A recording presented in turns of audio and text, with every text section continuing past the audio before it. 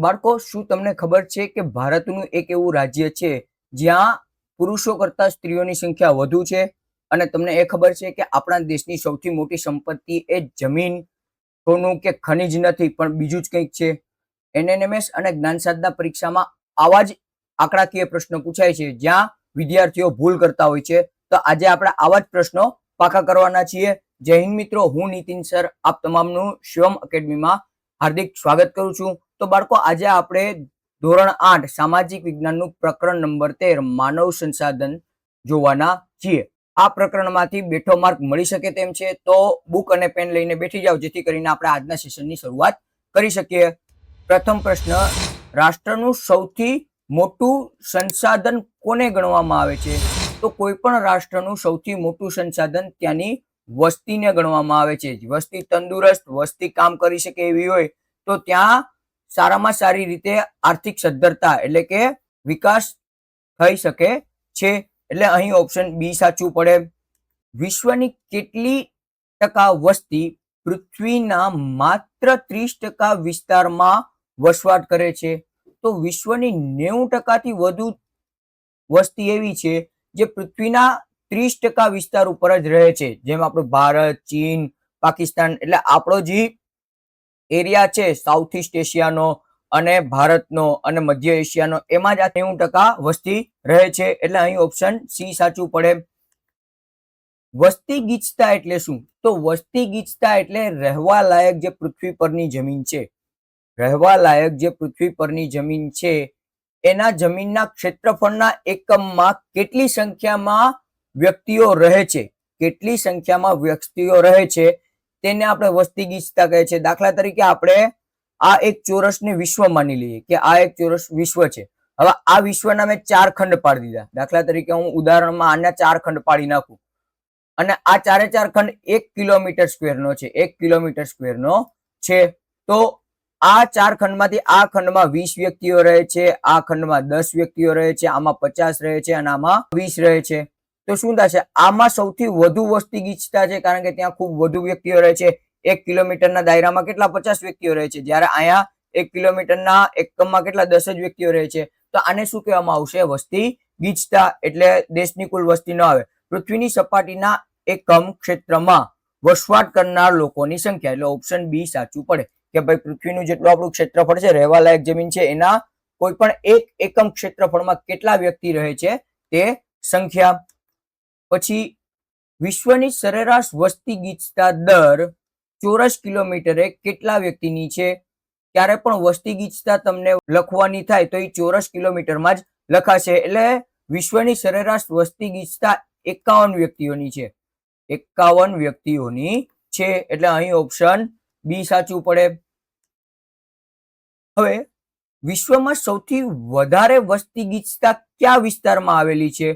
તો વિશ્વમાં સૌથી વધુ વસ્તી ગીચતા એ દક્ષિણ અને મધ્ય એશિયામાં આવેલી છે. દક્ષિણ અને મધ્ય એશિયામાં, એટલે આપણે જ્યાં રહીએ છીએ ને, આપણો ભારતનો વિસ્તાર છે, પછી આપણો મધ્ય એશિયાનો વિસ્તાર છે, ત્યાં સૌથી વધુ વસ્તી ગીચતા આવેલી છે. એટલે અહીં ઓપ્શન એ સાચો પડે.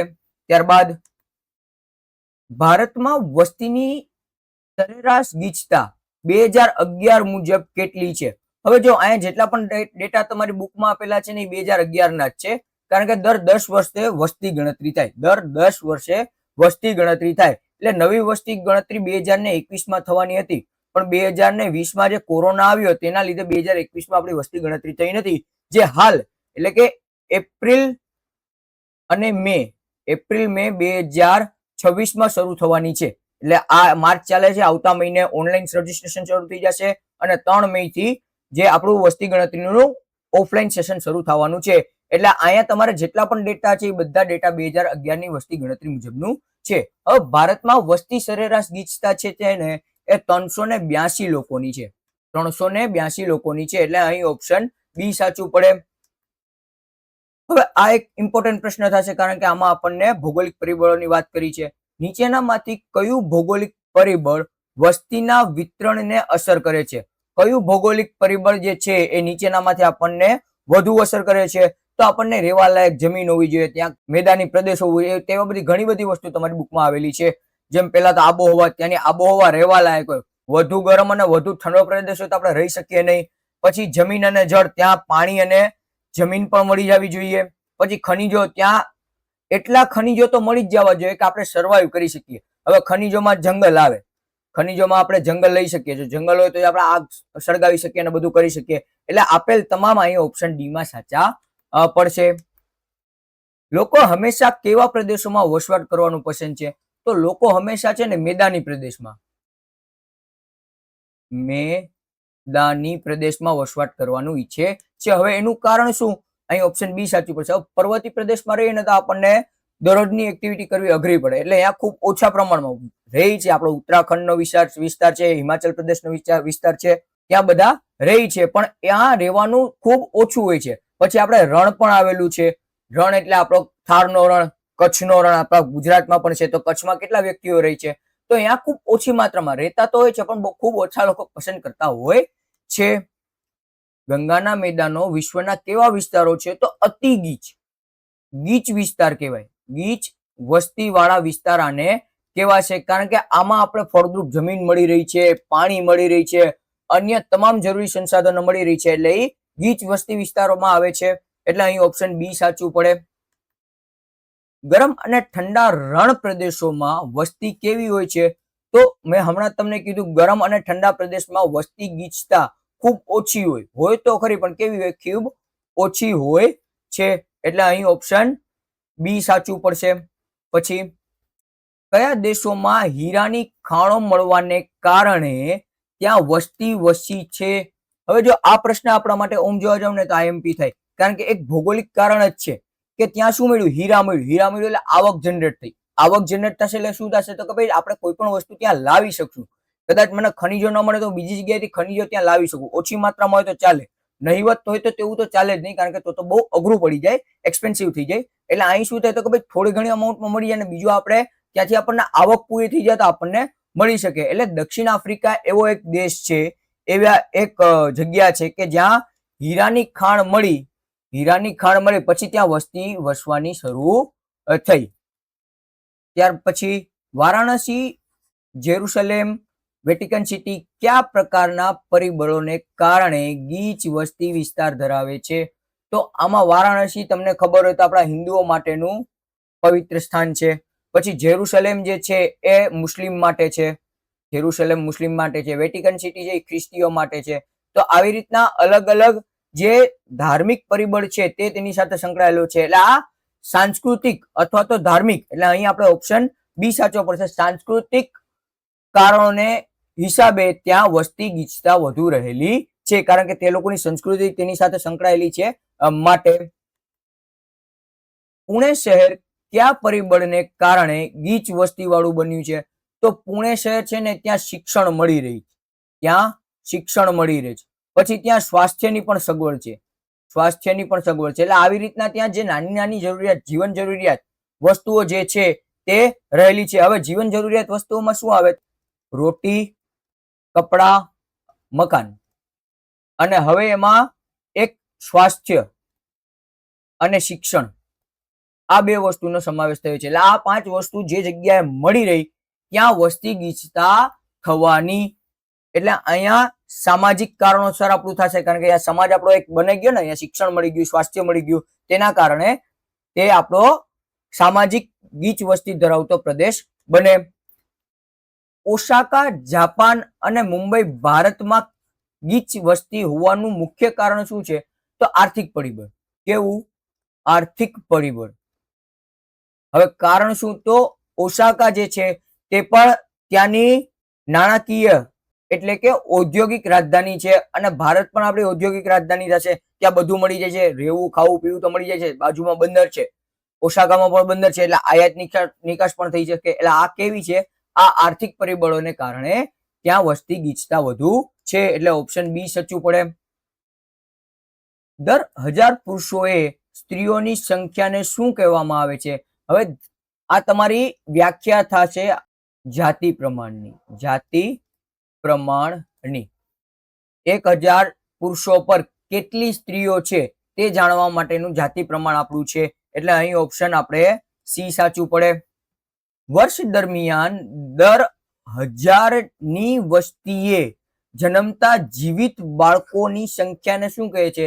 હવે આને કેવા છે જન્મ રેશિયો અથવા તો જન્મદર, બર્થ રેશિયો અથવા તો એને આપણે જન્મદર બંને કહીએ છીએ. ઇંગ્લિશમાં સમજજો, આપણા માટે અંગ્રેજી પણ કામનું થશે.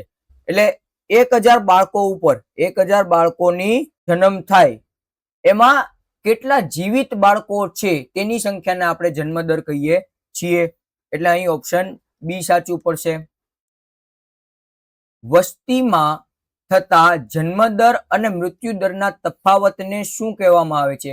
વસ્તીમાં જે જન્મદર અને મૃત્યુદરનો જે તફાવતના કારણે જે વસ્તીમાં વધારો ઘટાડો થાય છે એને કેવી કહેવાય છે? એને કુદરતી વૃદ્ધિ દર કહેવાય. એને શું કહેવાશે?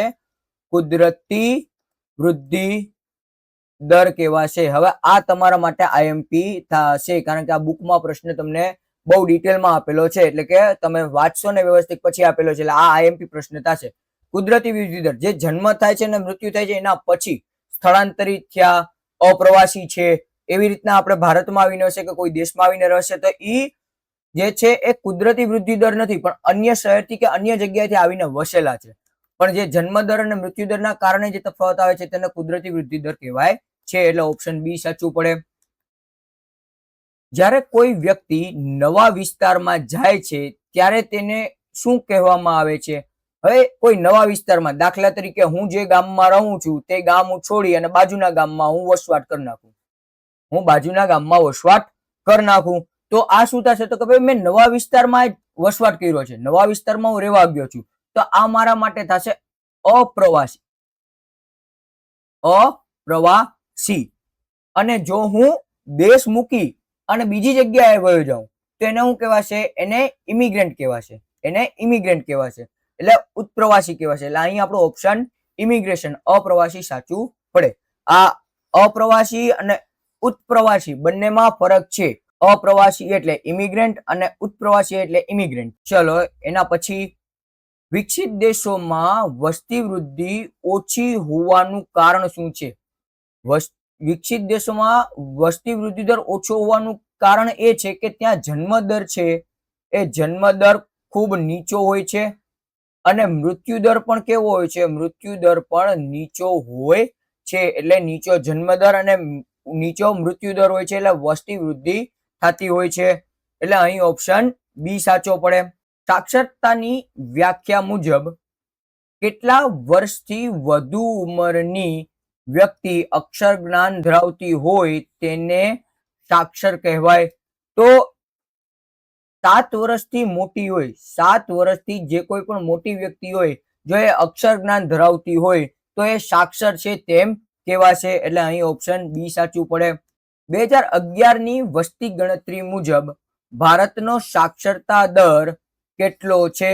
તો 2011ની વસ્તી ગણતરી મુજબ ભારતનો સાક્ષરતા દર એ 74.04% છે. ભારતનો સાક્ષરતા દર 74.04% છે. એટલે ઓપ્શન બી સાચું પડશે. હવે આમાં જો ગુજરાતનો સાક્ષરતા દર 2011 મુજબ કેટલો છે? તો ગુજરાતનો સાક્ષરતા દર 79.31% છે. 79.31% છે. એટલે ઓપ્શન બી અહીં સાચું પડે. હવે આ પ્રશ્ન, ભારતના કયા રાજ્યમાં સાક્ષરતાનો દર સૌથી વધુ છે? ભારતનો કયું રાજ્ય છે? તો ભારતનું કેરળ રાજ્ય જે છે, કેરળ રાજ્ય એ 94% સાક્ષરતા દર ધરાવી અને સૌથી સાક્ષર રાજ્ય છે. એટલે અહીં ઓપ્શન સી સાચું પડે. ત્યારબાદ, ભારતના કયા રાજ્યમાં સાક્ષરતાનો દર સૌથી ઓછો છે? હવે અહીં ઓછો પૂછ્યો છે, ઓછો થશે બિહારનો. ઓછો સાક્ષરતા દર થશે બિહારનો. કેટલો? તો 63.82% દર થશે બિહારનો. સૌથી વધુનો 94%, સૌથી ઓછાનો બિહાર. હવે જો બિહારનો એટલો નાનો છે ને તો અહીંયાથી યુપી બિહારમાંથી આઈએએસ આઈપીએસ સૌથી વધુ માત્રામાં આવે છે. એટલે સમજજો, એ લોકોનો સાક્ષરતા દર તો ઓછો છે પણ જેટલા ભણે છે ને એટલા કંઈક ને કંઈક કરે છે. ત્યારબાદ 2011 મુજબ ભારતનું સરેરાશ જાતિ પ્રમાણ કેટલું છે? તો 2011ની વસ્તી ગણતરી મુજબ ભારતનું 943 જાતિ પ્રમાણ છે. એટલે અહીં શું થશે? તો કે 1000 પુરુષો પર 943 સ્ત્રીઓ ભારતમાં હાલમાં છે એવું આનું અહીં કહેવા થશે. 1000 પુરુષો પર 943 સ્ત્રીઓ છે. ભારતના કયા રાજ્યમાં સ્ત્રીઓની સંખ્યા પુરુષો કરતા વધુ છે? તો આ એક વસ્તુ સમજજો કે જ્યાં સાક્ષરતા દર વધુ ત્યાં સ્ત્રી પુરુષ રેશિયો કાં તો ઇક્વલ હશે અને કાં તો વધુ હશે. કાં તો ઇક્વલ હશે એટલે કે બરાબર માત્રામાં હશે, એટલો બધી ડિફરન્સ નહીં હશે, ને કાં વધુ હશે. એટલે અહીંયા આપણું કેરળ જ આવશે. અહીંયા કેરળ રાજ્ય જ આવશે. ત્યાં સ્ત્રી પુરુષ સાક્ષરતા દર છે 1084. એટલે દર 1000 પુરુષો પર 1084 સ્ત્રીઓ છે. એટલે એ વસ્તુ સમજજો કે જ્યાં સાક્ષરતા દર વધુ ત્યાં સ્ત્રી પુરુષ દર પણ વધુ અથવા તો સમાન. જો 1000 પુરુષ હોય તો 1000 સ્ત્રી હોય, અથવા તો 996 સ્ત્રી હોય તો 1000 પુરુષ. એવી રીતના થોડોક માઇનર એવો ડિફરન્સ થતો હોય છે. એટલે અહીં ઓપ્શન બી સાચું પડે. ગુજરાતમાં 2011 મુજબ જાતિ પ્રમાણ કેટલું છે? તો 918 નું જાતિ પ્રમાણ છે ગુજરાતનું. ગુજરાતનું જાતિ પ્રમાણ 918 નું છે. એટલે 1000 પુરુષો પર 918 સ્ત્રીઓ રહેલી છે. ત્યારબાદ વસ્તીના કયા જૂથને કામ કરતી વસ્તી કહેવામાં આવે છે? તો વસ્તીના 15 વર્ષથી મોટી અને 59 વર્ષ સુધીની વ્યક્તિને આપણે કામ કરતી વસ્તી કહીએ છીએ. અને આપણો દેશ એટલે જ યુવા દેશ છે. આપણો દેશ કેવો છે? યુવા દેશ છે. કારણ તો આપણી પાસે આ જે વસ્તીનો પ્રમાણ સૌથી વધુ છે, માટે જ આપણને ભારતને યુવા દેશ કહેવાય છે. જ્યારે જાપાન ભલે આટલો સમૃદ્ધ દેશ છે પણ એ યુવા દેશ નથી, એ વૃદ્ધ દેશ છે. એ વૃદ્ધ દેશ છે. એનું કારણ એ છે અહીંયા 100 વર્ષ ઉપરના વ્યક્તિઓની સંખ્યા જાજી છે. ત્યાં 100 વર્ષથી ઉપરના સંખ્યા જાજી છે. અહીં તો 15 વર્ષથી લઈ અને 40 વર્ષ 50 વર્ષ સુધીની સંખ્યામાં વ્યક્તિઓ વધુ છે. એટલે આપણો દેશ યુવા દેશ થશે. આશ્રિત વસ્તીમાં કોનો સમાવેશ થાય છે? તો આશ્રિત વસ્તીમાં જે કોઈના ઉપર આશ્રિત હોય, એટલે એમાં કોણ આવશે? પ્રથમ બાળકો આવે. બાળકો જ્યાં સુધી કમાતા ન થઈ જાય ત્યાં સુધી એ આશ્રિત કહેવાશે. એમના મમ્મી પપ્પા ઉપર જ એ લોકો આશ્રિત હોય છે. અને પછી વૃદ્ધો. હવે વૃદ્ધો જે કમાતા નથી અથવા તો જેમને કોઈ પણ કારણોસર મેડિકલમાં છે અને તે કમાઈ શકતા નથી, એવા વૃદ્ધો પણ શું થશે? એ આશ્રિત થશે. એટલે પહેલા બાળકો અને બીજા વૃદ્ધો. એટલે અહીં ઓપ્શન કઈ જોઈ શક્યો હશે? તો બાળકો 0 થી 14 વર્ષના આવે, વૃદ્ધો આવે. એટલે ઓપ્શન અહીં સી, એ અને બી બંને આવે. લોકો સારા રોજગાર અને ઉચ્ચ જીવન ધોરણ માટે ક્યાં સ્થળાંતરણ કરે છે? લોકો સારા રોજગાર અને જીવન ધોરણ માટે ક્યાં સ્થળાંતર કરે છે એવો આપણને પ્રશ્ન પૂછ્યો છે. તો આમાં બે વસ્તુ થશે. એક તો આપણે જે શહેરોમાં રહેતા હોય એવા લોકો ગામડેથી સ્થળાંતરિત થયા હોય, એટલે ગામડામાંથી શહેરો તરફ આવતા હોય સારા ઉચ્ચ જીવન ધોરણ માટે અને રોજગાર માટે. અને બીજું એક આના સિવાયનું પણ થશે કે વિદેશ જવું. ઘણા તમે જોતા હશો, તમારા ભાઈ બહેનો હોય છે કે તમારા મામા ફઈના હશે, એ લોકો વિદેશ જતા હશે. એટલે દેશથી વિદેશ જવું એ પણ શું થશે? સારા રોજગાર માટે અને જીવન ધોરણ માટે થશે. એટલે ગામડાથી શહેરમાં જવું અને વિદેશમાં જવું. એટલે ઓપ્શન અહીંયા પણ સી સાચો પડે, એ અને બી બંને. વસ્તી ગણતરી દર કેટલા વર્ષે કરવામાં આવે છે? તો મેં હમણાં તમને જણાવ્યું હતું દર 10 વર્ષે થાય છે, પણ આ વર્ષે એવું બન્યું છે કે 10 વર્ષે થઈ નથી. ઓપ્શન બી સાચો પડે. ભારતના કયા કેન્દ્ર શાસિત પ્રદેશમાં સૌથી વધુ સાક્ષરતા દર છે? તો ભારતનું લક્ષદ્વીપ કેન્દ્ર શાસિત પ્રદેશ છે. ત્યાં 91.85% જેટલો સાક્ષરતા દર છે. એટલે અહીં ઓપ્શન આપણું બી સાચું પડે. હવે આ બાબતે તમારે બુકને અકોર્ડિંગ ચાલવાનું છે. ખરેખર આપણા 8 છે, આમાં દીવ દમણને અલગ દેખાડેલા છે, પણ એ નવા મુજબ તમારા ડેટા હવે જયારે બુકમાં જનરેટ થશે ત્યારે આવશે. ત્યાં સુધી આપણે દીવ અને દમણ બંને અલગ જ રાખીશું. વસ્તી વૃદ્ધિ અને નિરક્ષરતા વચ્ચે કેવો સંબંધ છે? તો વસ્તી વૃદ્ધિ અને નિરક્ષરતા વચ્ચે ઘનાત્મક સંબંધ છે. અથવા તમને ઓપ્શન હોઈ શકે સીધો સંબંધ છે. આ બંનેમાંથી કોઈ એક પણ હોઈ શકે, ઘનાત્મક સંબંધ અથવા તો સીધો સંબંધ. જો વસ્તી વૃદ્ધિ નિરક્ષરતા હોય ત્યાં વસ્તી વૃદ્ધિ હોવાની જ, અને જ્યાં નિરક્ષરતા નહીં હોવાની એટલે ઓછી હોવાની, ત્યાં વસ્તી વૃદ્ધિ પણ ઓછી હોવાની, એટલે ઘનાત્મક કે સીધો સંબંધ. ઓપ્શન બી સાચો પડે. જો લખ્યું છે જ્યાં નિરક્ષરતા વધુ ત્યાં વસ્તી વૃદ્ધિ વધુ હોય. 2011 મુજબ ભારતનો પુરુષ સાક્ષરતા દર કેટલો છે? તો 2011 મુજબ ભારતનો પુરુષ સાક્ષરતા દર 82.14% છે. 82.14% છે, એટલે અહીં ઓપ્શન બી સાચો પડે. 2011 મુજબ ભારતનો સ્ત્રી સાક્ષરતા દર કેટલો છે? તો 2011 ની વસ્તી ગણતરી મુજબ સ્ત્રી સાક્ષરતા દર 65.46% છે. હું ફરી લખું છું, 65.46% છે. જે આ વખતની વસ્તી ગણતરી થાય તો બદલાવાની શક્યતા રહેશે, એટલે અહીં ઓપ્શન બી સાચું પડે. ભારત કેવો દેશ છે? તો મેં તમને થોડીક વાર પહેલા કીધું, ભારત યુવાઓનો દેશ છે, અથવા તો આપણે યુવાન દેશ છે. યુવાન દેશ છે. હવે તેનું કારણ તમને ખબર છે, યુવાઓનો દેશ. ઓપ્શન બી સાચું પડે. નીચેનામાંથી કઈ જોડ ખોટી છે? આપણને કઈ જોડ ખોટી કીધી એટલે જોવી પડે. સૌથી વધુ સાક્ષરતા કેરળમાં સાચી છે, સૌથી ઓછી સાક્ષરતા બિહારમાં સાચી છે. ભારતમાં જાતિ પ્રમાણ, ભારતમાં 918 નો જાતિ પ્રમાણ નથી. 918 નો જાતિ પ્રમાણ ગુજરાતમાં છે. ભારતમાં છે 943, એટલે અહીં ઓપ્શન સી સાચું પડે. સાક્ષરતાના કારણે નાગરિકો કેવા બને છે? તો સાક્ષરતાના કારણે નાગરિક જાગૃત બને. જાગૃત બને. તમે વ્યવસ્થિત સ્વાસ્થ્યમાં પોતાની રીતે પગભર થાવ, તમે તમારી રીતે કામ કરતા થાવ, એટલે જાગૃત તમે થાવ છો. એટલે ઓપ્શન બી સાચું પડે, જાગૃત અને વિવેકી.